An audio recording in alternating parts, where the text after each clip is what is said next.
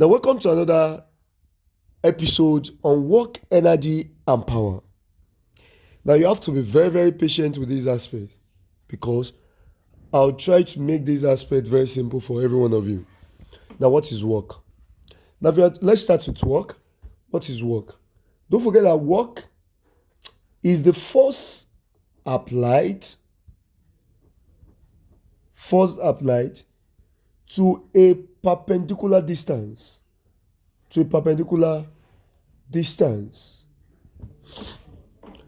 It is force applied to a perpendicular distance. Now that means, in short, when you are talking about work done, if you are asked to find the work done is force times distance. Now, work done is measured in joules. And don't forget that when you're talking about the work done, it is a scalar quantity.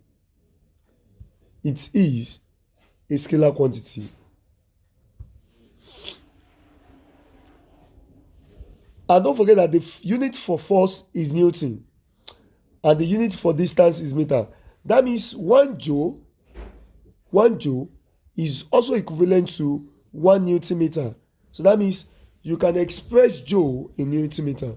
So 1 joule is Newton meter, 1 Newton meter. Now, if you're talking about the work done, we have some examples of where work is done. Now, we have a lot of examples. Now, if someone just place a bowl of water on his or her head without moving, or let me even say, a man standing with bowl of water on his head without moving or without walking, is not performing any work. It is until the person covered some distance, that's when the person performed the work. In short, when you are talking about the work done, it is force to a perpendicular distance. So when you are applying a force and it's not covering a distance, there's no work done. Yes, a student that is trying to lift a bag in his back is performing a work. Or someone trying to pull or push something from one point to another, he or she is also performing a work. But if you are applying force without covering a distance, there is not a work done. That is it. That's the example of work. That's the example of work done. Now, however, we have another formula for the work done. Don't forget that if the force is applied at an angle theta, if the force is applied, take note, if the force is applied, or if the force applied is at an angle theta to the horizontal, or even, yes, to the horizontal,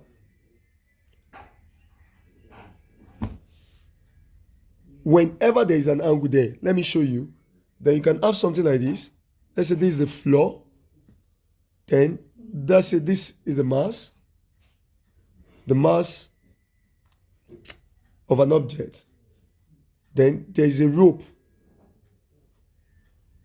drawn from the person here. This is a force, and there is a particular angle at which the rope is drawn. And don't forget, now if you resolve this force here, this force will be resolved to the horizontal where there is theta. It will be cos. That will be F cos theta. And to the vertical here, it will be F sin theta. So if they ask you at an angle like this, to the horizontal, if they ask you to find the force to the horizontal, that will be F cos theta. If they ask you to find the force to the vertical, it will be F sine theta. So in short, the work done, don't forget that work done is equal to force times distance. So let us now divide this into the horizontal component and into the vertical component. So for the horizontal, the work done will be, what's the force towards the horizontal? That's F cos theta. So multiply by what? Multiply by distance. Some people take the distance as S or D, anyhow. So your work done, in short, can be force times distance cos theta. And for the vertical, it will be F sin theta, then multiply by distance. So in short, force, the work done can be force times distance sin theta. That's for the vertical. So whenever you are asked, you can typically what? Use this formula. Now, that is work. Now let us go into the energy. What is energy? Energy, this is the ability or capacity to perform work. This is the ability or capacity to perform work.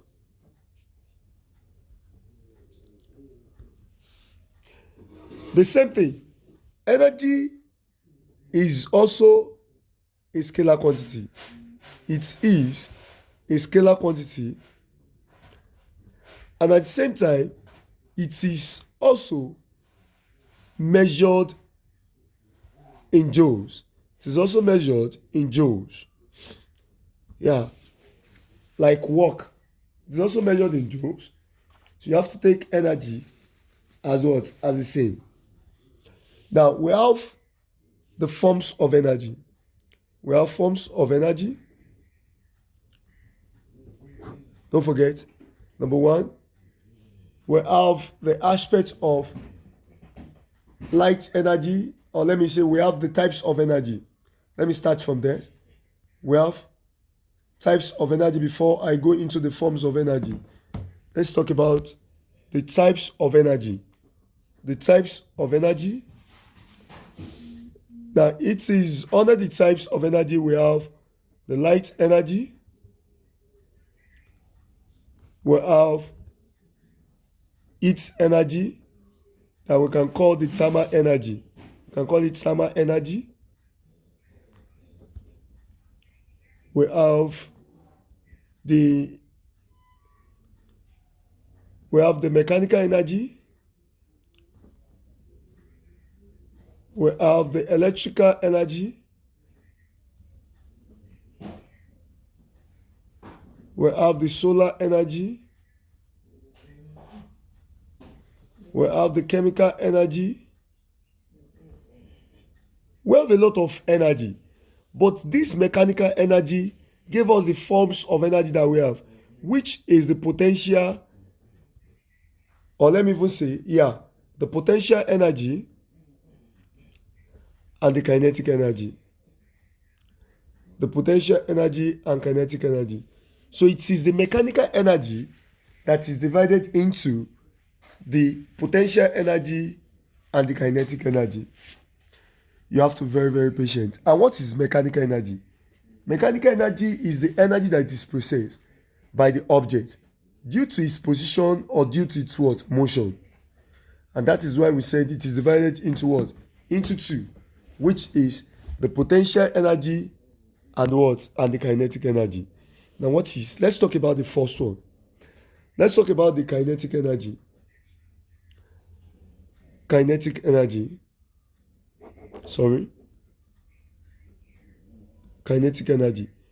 Now this is the energy due to motion, kinetic.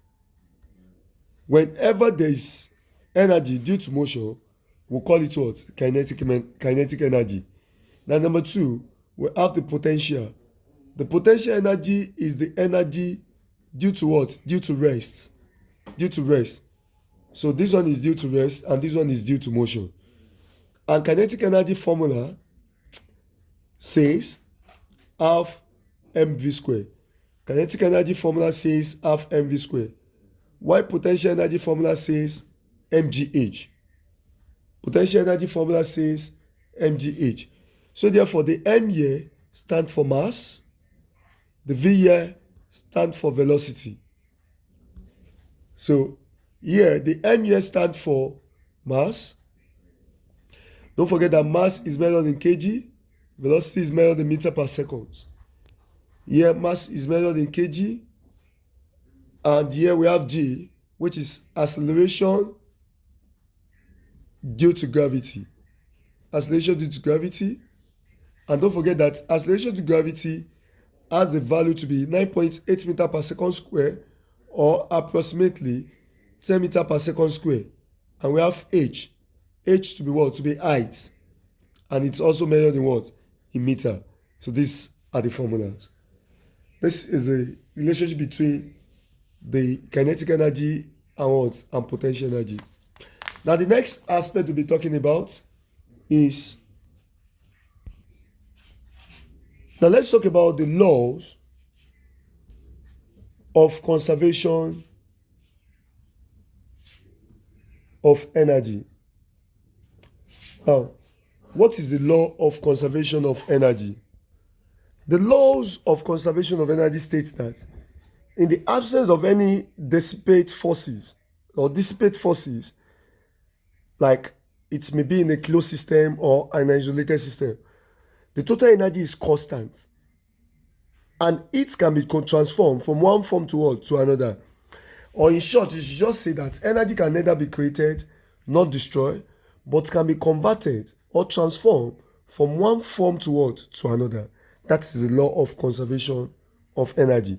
That is, this law is trying to tell us that the potential energy is equal to kinetic energy in a closed system or in an isolated system. And don't forget, what is kinetic energy and what's your potential energy? Potential energy is equal to half mgh. And what's your kinetic energy? That's half of mv square. Now from this formula, m here can cancel m here. So therefore you have the gh to be equal to, this one becomes v square over 2. If you cross multiply, you have 2gh to be equal to v square. Then if you get it very well, v square is equal to 2gh. So therefore v is equal to square root of 2gh. So therefore the velocity can also be equal to square root of what? 2gh. Where your v is what? Is velocity.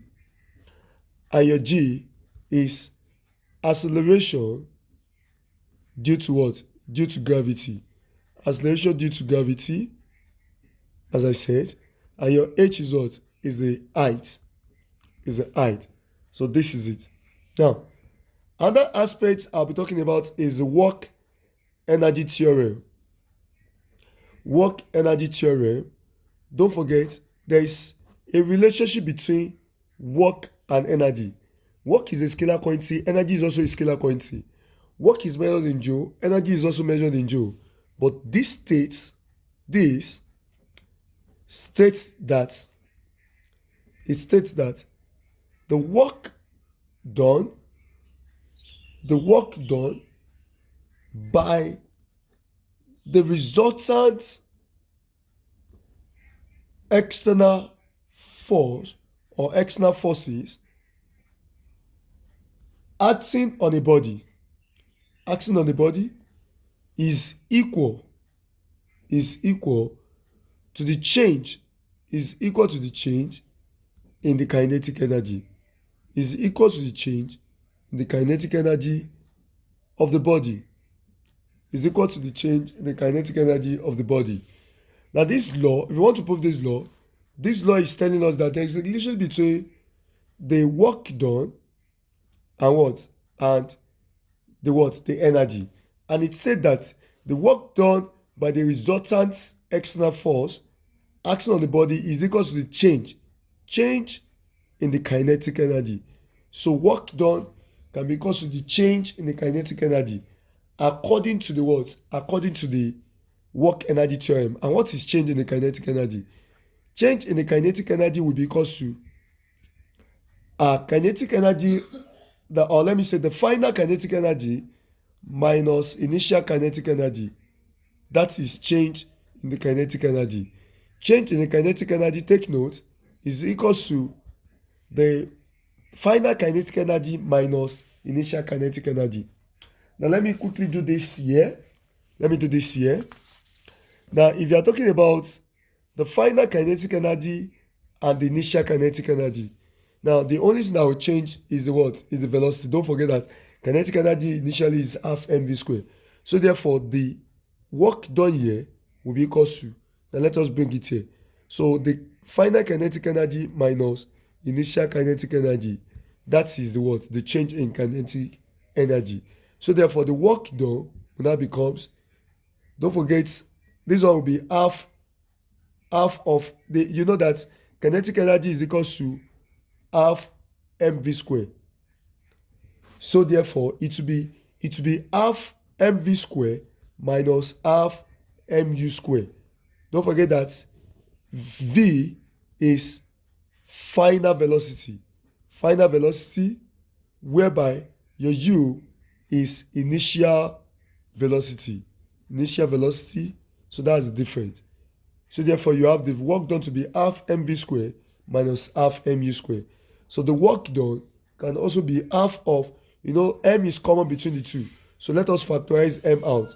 So if we factorize m out, it will be half of m into bracket u squared minus what? V squared minus u squared. So that's the answer. Now this is work done. Now let's go into power. Let's go into power. Now what is power? Before we now solve some questions under these aspects. Now what is power? Now power, this is the time rate. This is the time rate at which work is done. At which work is done. This is the time rate at which work is done, or when energy is expanded or expended. That's the word expended. This is the time rate when energy is expended, or when there is energy transfer. When there is energy transfer, this is the time rate at which work is done, or this is the time rate of doing work, or when energy is what? Is expended, or when energy transfer, or when energy is what? Is transferred. That is the meaning of what? Of power. Now that shows that power is equals to energy over time. And power as well can also be work done over what? Over time. That is it. And don't forget that energy is measured in joule, then time is measured in seconds. Work done is measured in joule, time is measured in seconds. Therefore, power is also a scalar quantity.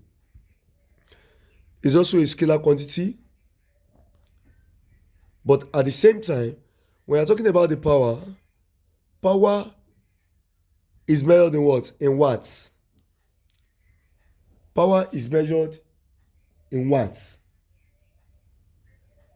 And don't forget that since 1 watt is equals to joule over seconds, so therefore power can also be measured in what? In joule per seconds.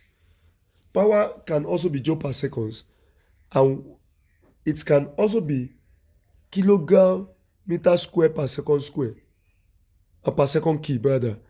Kilogram meter square per second cube. How? Don't forget that your joule is what? Is energy.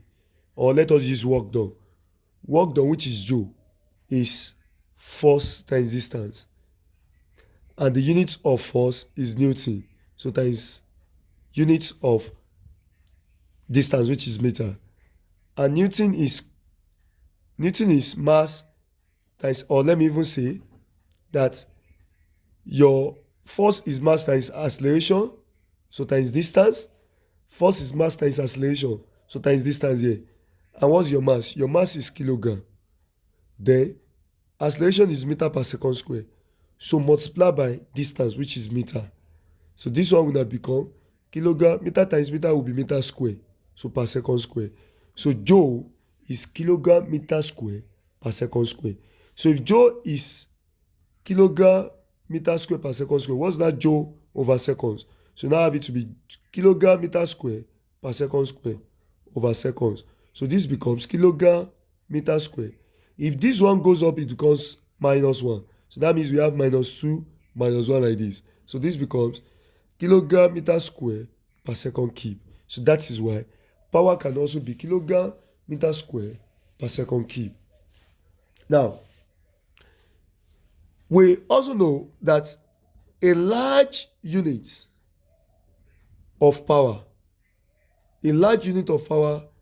is known as horsepower. A large unit of power is known as horsepower, and that one is HP. Take it as HP, and note 1 HP is equal to 746 watts. Take note, 1 HP is equal to 756 watts, or we have it to be 0.746 kilowatts. 1 HP is equal to 746 watts, or 0.746 watts. Question. Let's go to different kind of question. Question number 1. The question says 1 kilowatt hour is unit of dash. I know that some people, since they've seen kilowatt here, they'll pick power, and it's not power. 1 kilowatt hour. Don't forget that even kilo here is 10. Don't forget it's 10 raised per 3. So we can say 1 times 10 raised per 3 watts hour. Now watts hour. What is watt hour? Don't forget you can expand this to be, don't forget that power is equal to energy over time. So energy can be equal to power times time. So therefore, the power here is watts, and the time can also be what? Hour or seconds. So watt hour is the unit for what? For energy. So the answer is what? Energy, not power. Thank you. A body uses a rope attached to the top of the ceiling, swing forth and back. The lowest and the highest points. Solution: the lowest and the highest points of the swing. The lowest point is 1.5 meter, and the highest point is 2.5 meter, and the ground respectively. That's it. What is the boy's maximum speed? We are asked to find the V, and we are to take G to be 9.8 meter per second square. Then don't forget that you have V to be equal to square root of 2GH. Then we can take our V, the maximum speed, to be equal to square root of 2 multiplied by 9.8, then multiply by, what's your height? The height will be from this lowest point to the highest point. So it will be 2.5 minus 1.5. So you will not add them together, because it's like, the point, the person is from point 0. This is the ground. Let's say this is the ground level. The ground level is 0. Then to this point, we have this. Let's say we have this to be 1.5 meter. Shall you get? And let's say this is the maximum point reach, and which is 2.5 meter. Then that said, the maximum speed. The maximum speed is between this 2.5 and this 1.5. So for us to know the distance covered would be the 2.5 minus this 1.5, because the interval is between this, not from the point 0. Because it is not stated in the question that it's reached the ground. So it is from what? Point 1.5 to what? To 2.5. So the distance, the height will be in between this place. So that's why we're having the height to be in between the interval of 1.5 and 2.5. Then when you press this on the calculator, you have the square root of 2 multiplied by 9 points. Sorry. Think something is wrong with the calculator. Sorry. square root of 2 multiplied by, I have to press, oh, square root of 2 multiplied by 9.8, then into the bracket of multiply by to the bracket of 2.5 minus 1.5. What's the answer? Expressed in decimal. That's 4.43. So 4.43 meter per second. So this is the maximum speed. The next question. The question says a boy drags a bag. Let's say this is a bag. Drag it along a smooth horizontal floor. This is a smooth horizontal floor. Don't mind my drawing. With a force, there's a force of 2 Newton. This is a force of 2 Newton. Apply it at an angle 60. So this is the angle 60. The work done after a distance of 3 meters is that. So the distance of 3 meters. The work done after the distance of 3 meters. So the distance is 3 meters. We have this force. So we have to calculate the work done.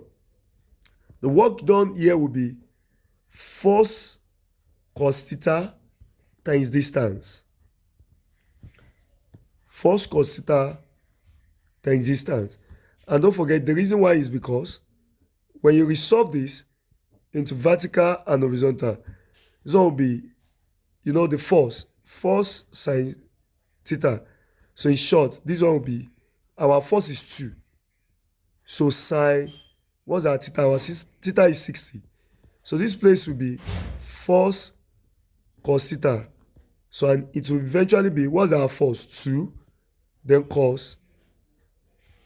Our theta is what? Is 60. So therefore, we are using this because we are trying to check the one applied towards what? Horizontal. So the work done will now be, the force is 2. So cos, the theta is 60. So multiply by the distance, which is 3. Now, the work done finally becomes, what is 2 cos 60, then multiply by 3. We have this to be 3. So the answer is 3 joule. So the work done here is 3 joule. The next question.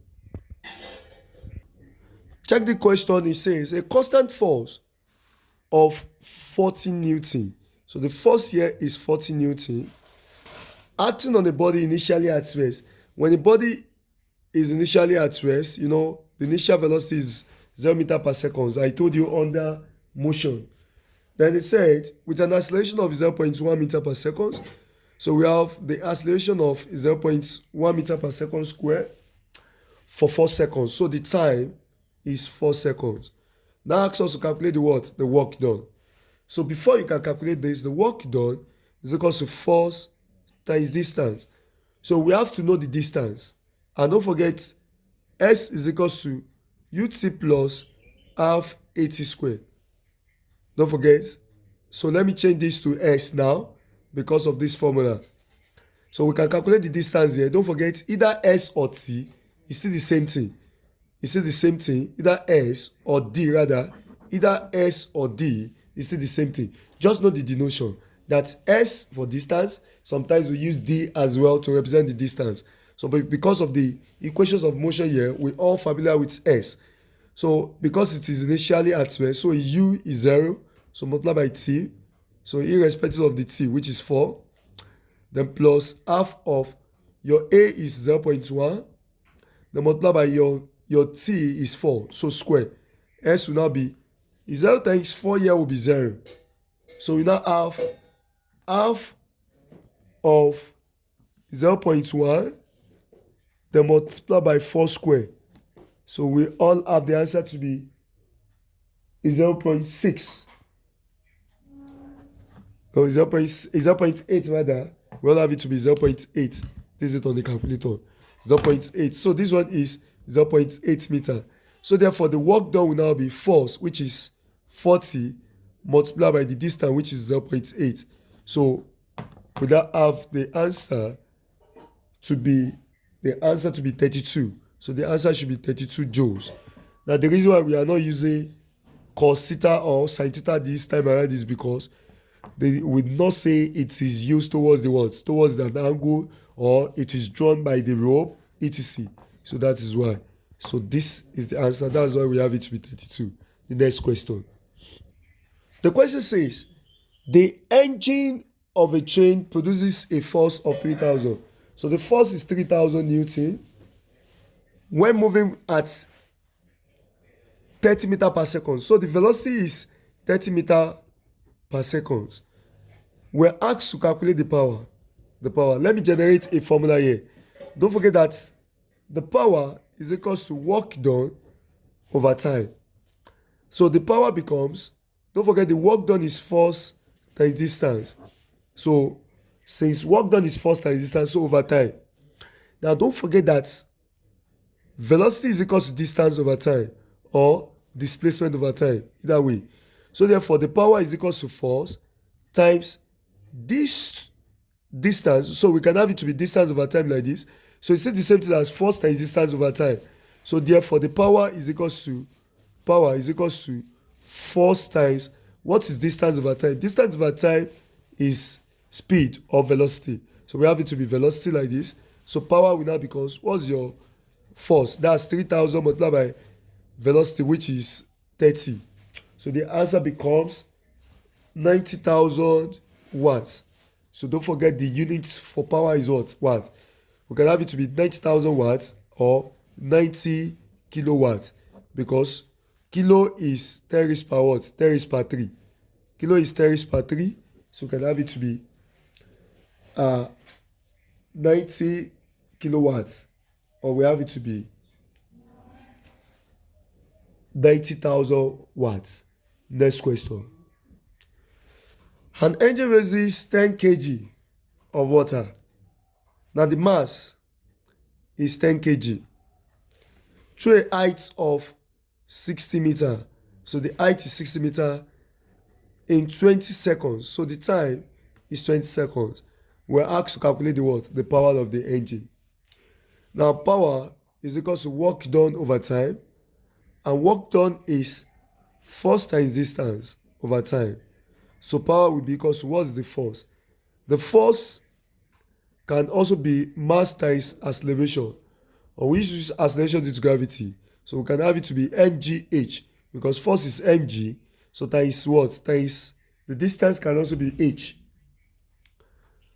You understand? Can also be h, because distance is measured in meter, height is also measured in meter over what? Over time.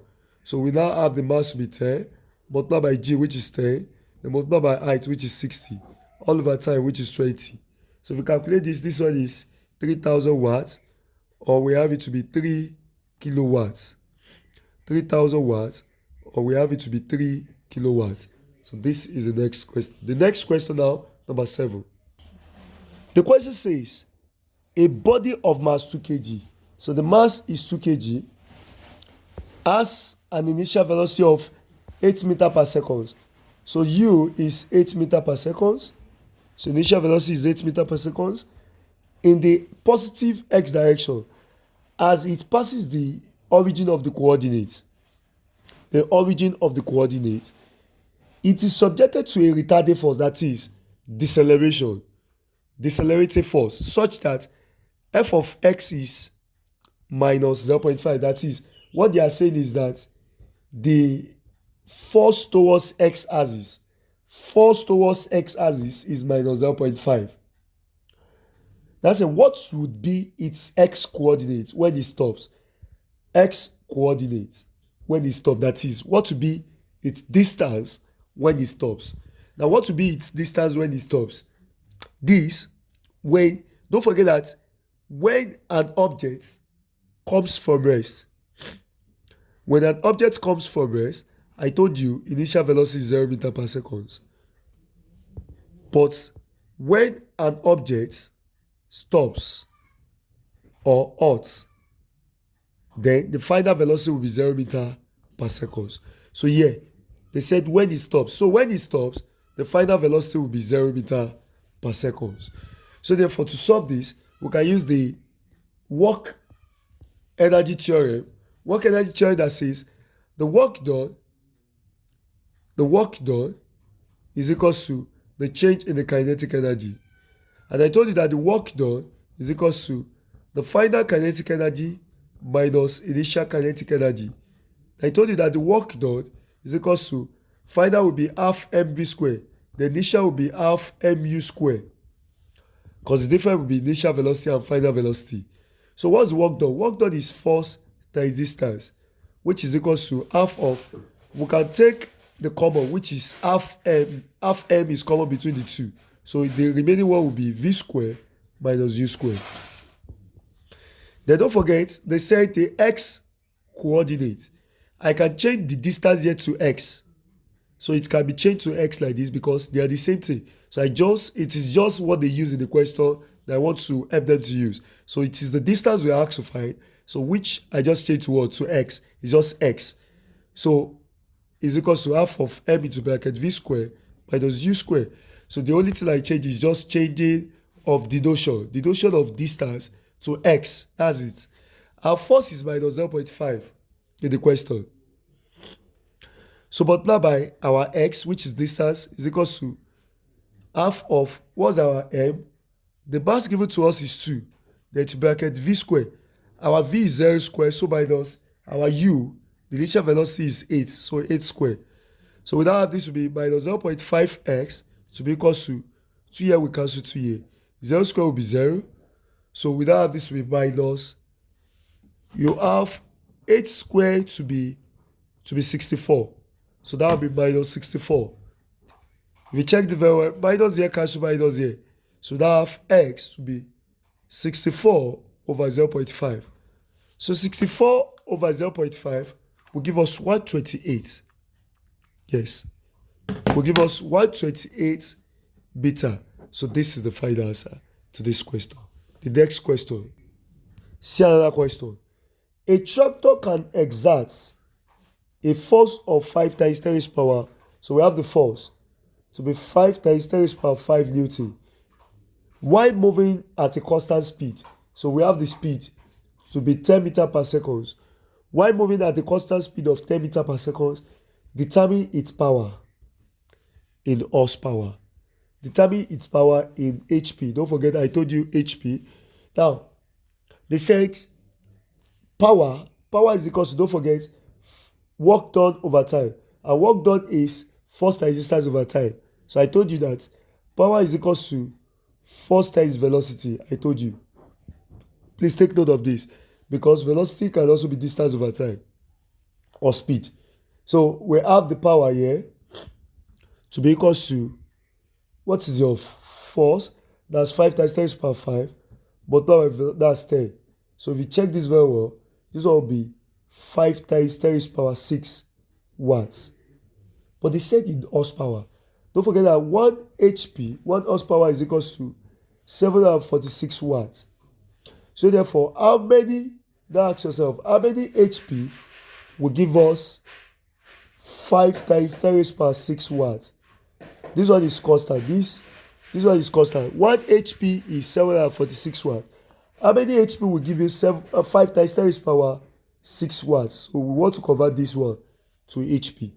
If you cross multiply, you have it to be x times this. That's 746x will give us 5 times 10 raised power 6. So x will now be 5 times 10 raised power 6 over 746. So if you check this very well, this one will be 6702.4 HP. So that's the answer. 6,702.4 horsepower. That's the final answer. The question says a body of mass 5 kg falls from a height. It falls from a height of 10 meters above the ground. So the height is 10 meters above the ground. What is the kinetic energy of the body just before it strikes the ground? We are asked to neglect energy losses. So if there is energy losses, then there will be loss of conservation of energy. And again, before it strikes the ground, the kinetic energy is equal to potential energy. So the G is 10 meters per second square. That's why we should find the kinetic energy. Kinetic energy, don't forget the kinetic energy is equals to half mv squared. So we have half of our m is 5. Then we need v. So we can get v to be square root of 2gh. So v will now be square root of 2 multiplied by our g is 10 as we are given. Then the height as well is 10. So v here will be, that should be 14.14 meter per second. So that's it. So bring it here. That's 14.14 all square. Now if we press this on the calculator, half of, you have 5 and multiply by 14.14 all square. The answer is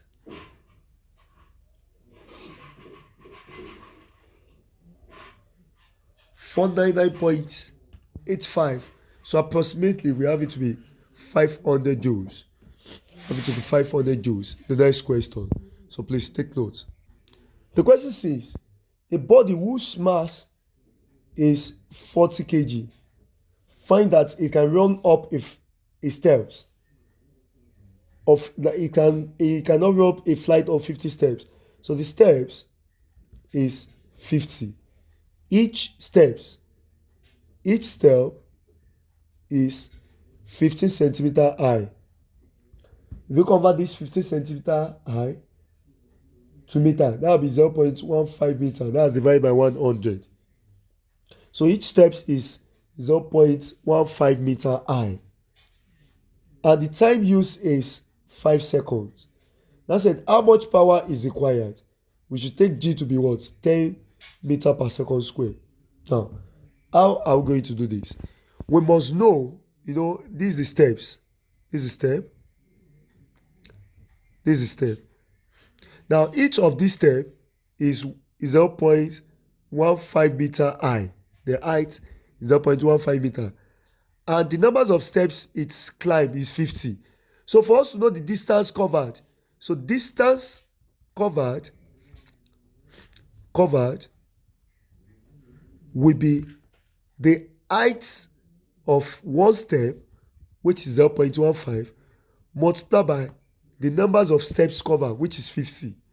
So, and if you multiply this should give us 7.5. This should give us 7.5. Yes, 7.5.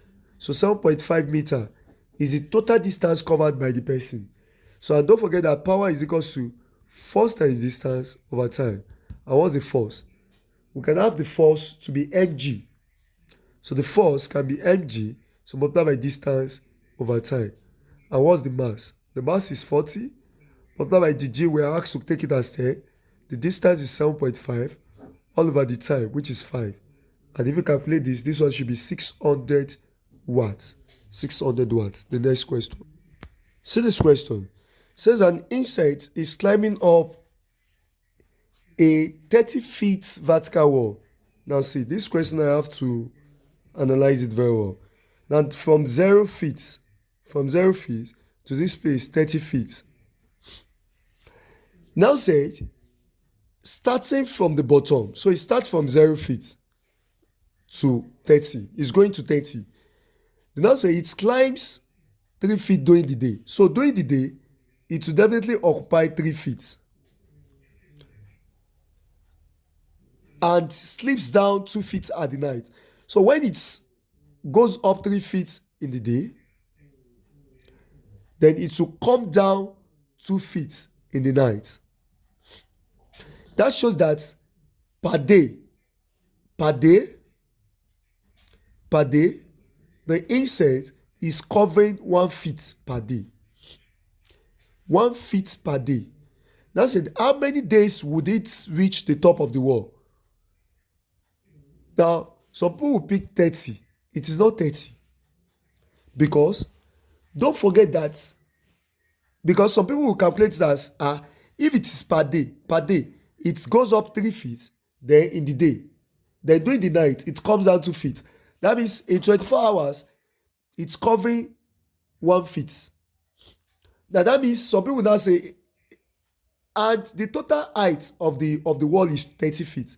Some people say it will get to the top at the 30 days. No, it's not.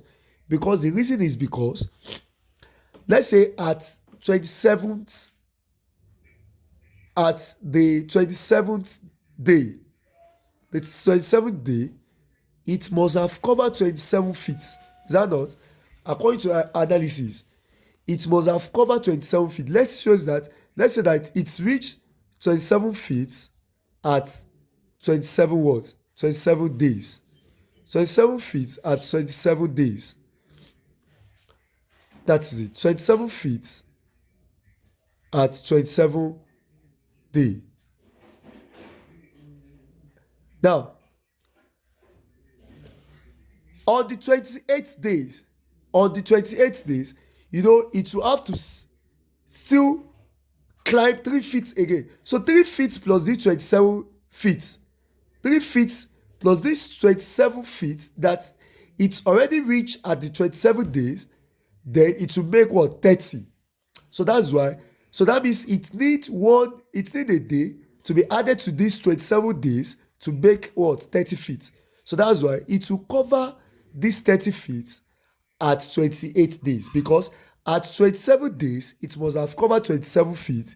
So meanwhile, they said it climbs 3 feet. So 3 feet added to this 27 feet they already covered at 27 days, it will make 30 feet. So that means, and that will be reached at 28 days. So next question. And this should be the last question.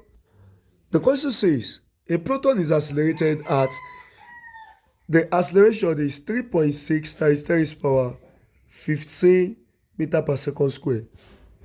That's through a distance of, so the distance is, we can use S, we can use anything.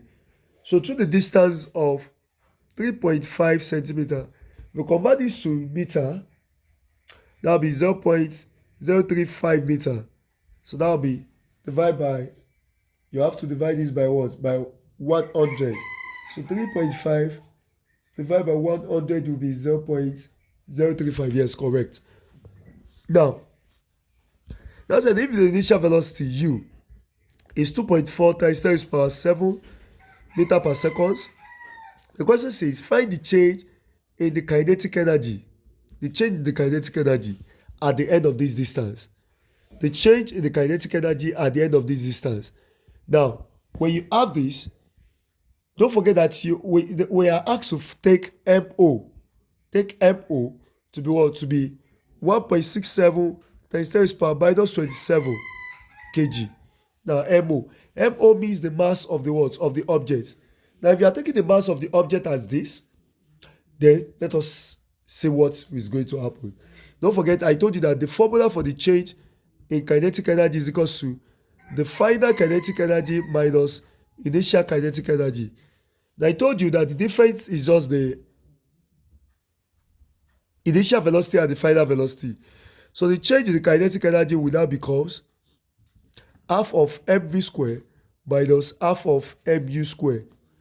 So the change in the kinetic energy will becomes half of m, we can see half for both sides and we can see m for both sides.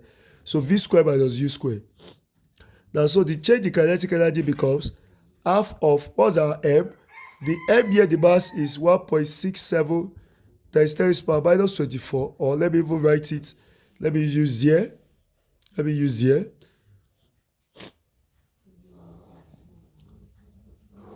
me use this place. So we have the change in the kinetic energy to be equal to half of, what's the mass? So from here you come to this place. The mass is 1.6 times 10 raised to the power minus 37. Then into bracket of v square. What's our v? I'll give you v, we are not given v. So let us go and calculate our v. How can we get our v? We can only get our v using the equations of the what?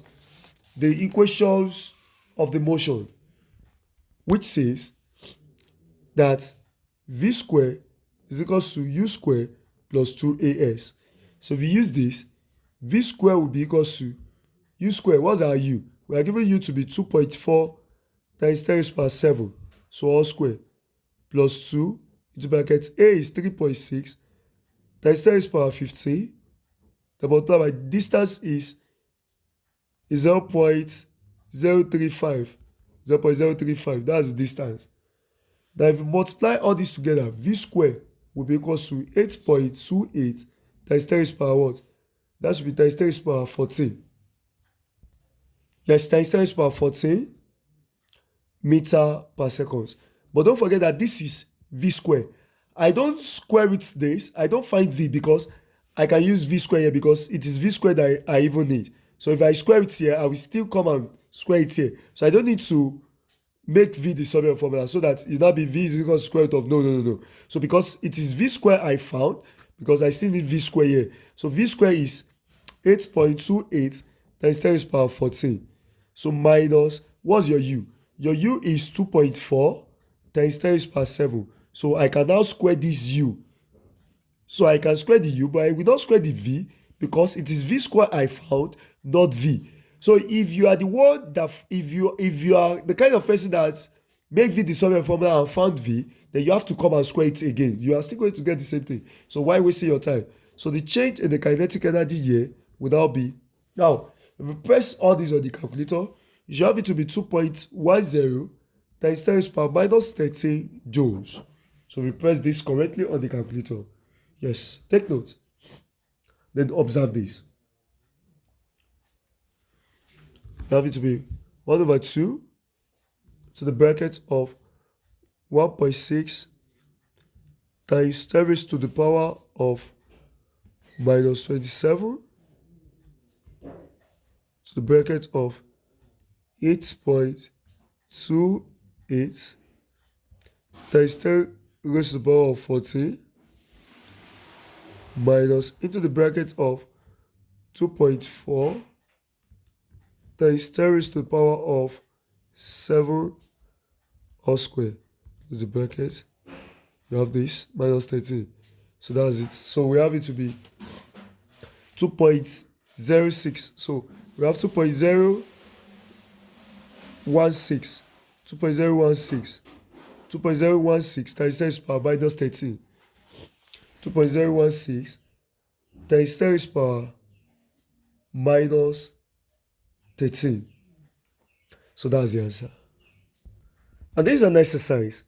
It says a mass of 0.2 kg is thrown vertically upward with a speed of 2 meters per second. Calculate number 1, potential energy at the greatest height. Number 2, the kinetic energy on reaching the ground again. Number 3, the value of h. Then neglect the rear air resistance. Neglect air resistance. So this is an exercise. Let me have the answer to this question at the comment section.